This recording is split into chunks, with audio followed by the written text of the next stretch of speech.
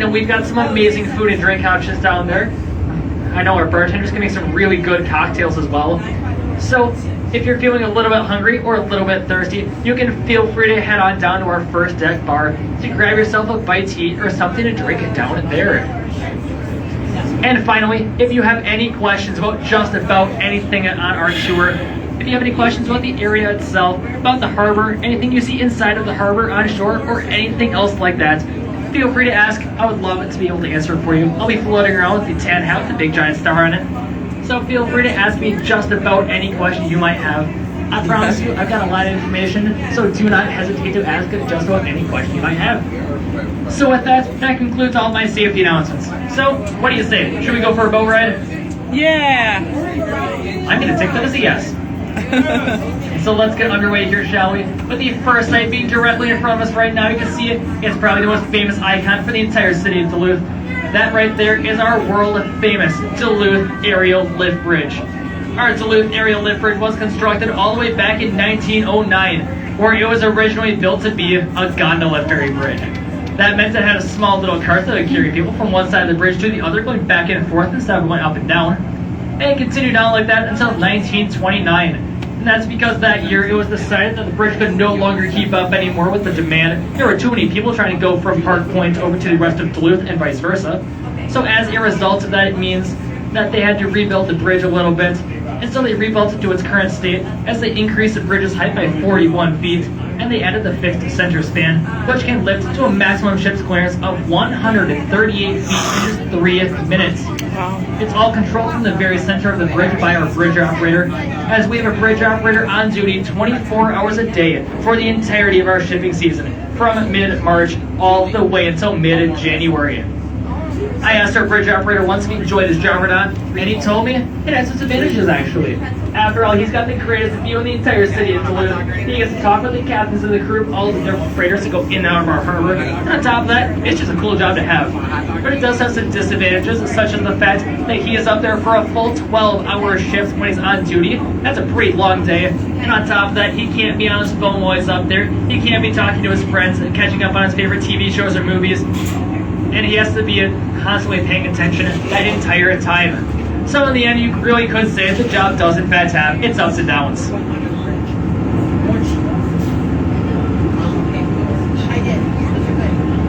Well, that's okay. Let's go under the bridge. One, two, two. Stand over here. Look. Have your own go through. Go under the bridge.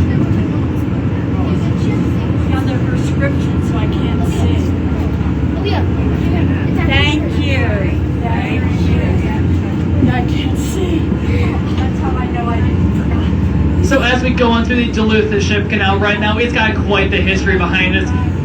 But as I'm talking about the canal, you'll also be able to see we've got people on both sides of the boat, both on our port and our starboard side, lined up along the canal to watch us go through. Feel free to give them a nice big wave. I know they love it when we do that for them. After all, we wave at them, they wave at us, and we get to notice a jealous little glint in their eye. As well, we're on a boat ride, and they aren't. The story for our Duluth Ship Canal, though, goes all the way back to 1871. As prior to 1871, the city of Duluth had a problem. You see, the city of Superior on the other side of town held the only natural entrance to the harbor, meaning all the boats had to go into the Superior side. They would load or unload from the Superior side, and they would leave from the Superior side, meaning the city of Superior was making boatloads of money, but Duluth was left high and dry. So the city of Duluth decided in 1871 they were going to dig this canal as a way to try and steal some of that business away for themselves. And so they began to dig the canal. The city of Superior found out. They realized just how much money they stood to lose, and so, being the good neighbors that they were, they decided to walk over to the city of Duluth and say, hey, can you please just not do that? It would really hurt our families. We would lose a ton of money. Can you please just, stop doing that?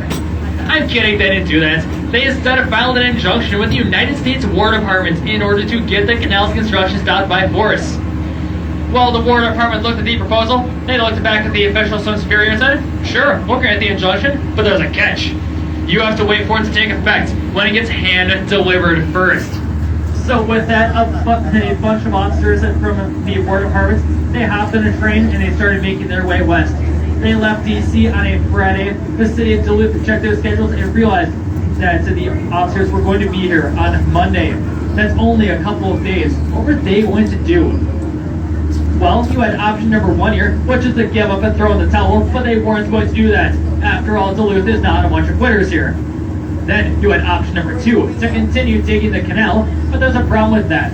Because if they had continued to dig the canal as they were doing, they would get to the point where they would be almost done. And at the last possible second, the officers would arrive here and they'd say, hey, you can't keep digging the canal anymore. And they'd be forced to stop and fill it all back in. So they would waste a ton of time and a ton of money. And on top of that, they still wouldn't have a canal. So they instead went with option number 3. What was option number 3? Well, they grabbed every single person in town they could find, and they grabbed every digging implement they could find. They grabbed shovels, they grabbed buckets, they grabbed pickaxes, they grabbed the wooden spoon out of your kitchen drawer. Anything that could be used to dig was used.